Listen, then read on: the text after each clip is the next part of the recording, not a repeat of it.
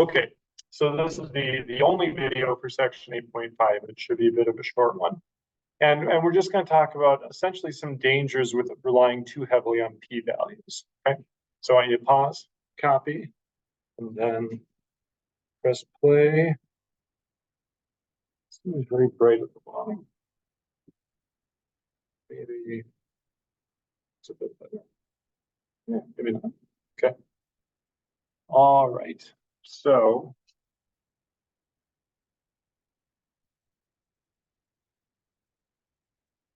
that's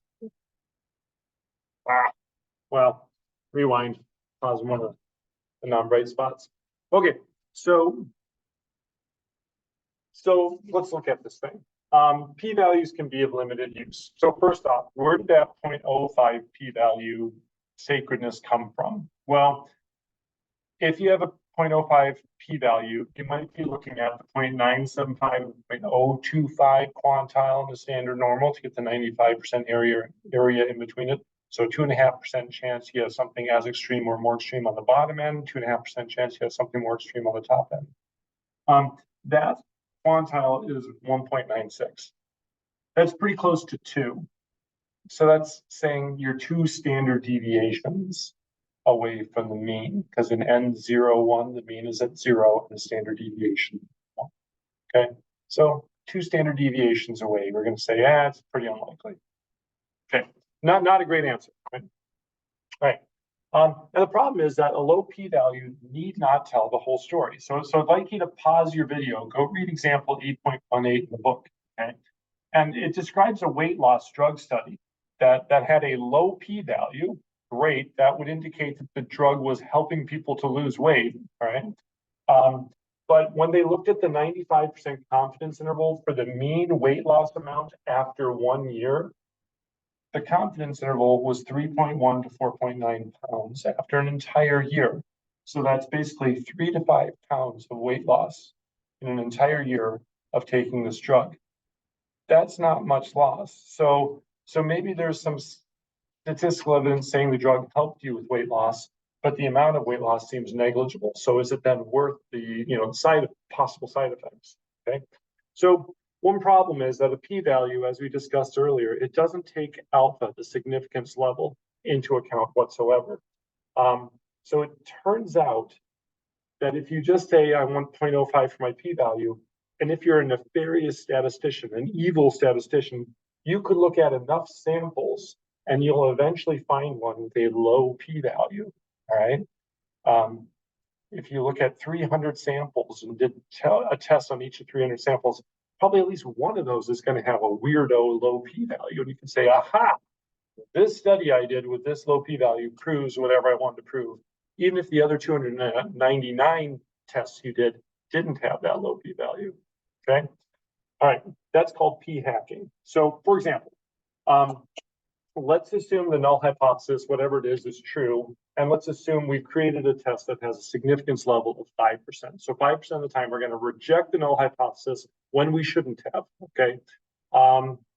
So let's run 20 independent samples or tests on this thing.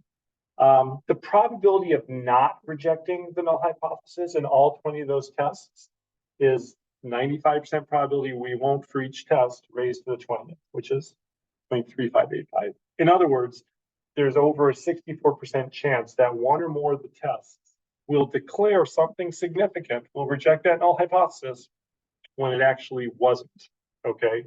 Because the null hypothesis was correct here.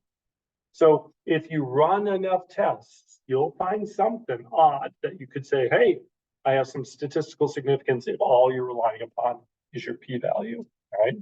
So how can we fix this? Next and final panel for this section. All right, so let's try and counter the p-hacking. So, and it's called the CIDAC correction. So why don't you pause, copy, and then play. All right, so the CIDAC correction. It is good to run multiple tests on a data set.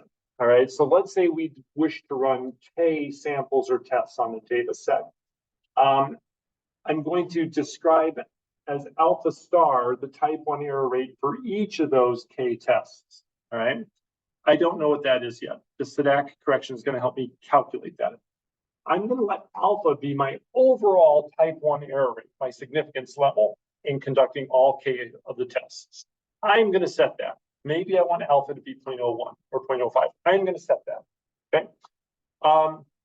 If the null hypothesis is true and the K tests are independent, then the probability of no rejections of H0 in those K tests is 1 minus the significance level for each test to the K power. It's exactly what we did with that last example at the bottom of the previous panel, okay?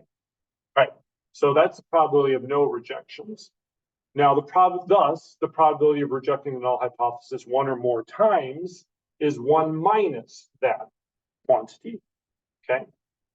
So this is the significance level of the overall study of the K test. So I'm going to set this quantity equal to that alpha that I have set, the significance level of the overall study of the K test. Once I've got that value placed, I can do algebra and solve for alpha star, and I get that guy.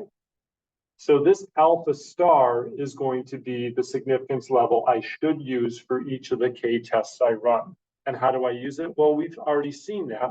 Once I have the significance level set, I can use it to find the critical region through which I would reject the null hypothesis on each and every one of those K tests, okay? So the SIDAC correction, we set the alpha, we determine how many samples or tests we're going to run, and that forces an alpha star upon us, which creates the critical regions that we use for each of those K samples or tests. And then, if any of those K samples or tests based on those critical regions rejects the null hypothesis, we reject the null hypothesis for our overall study.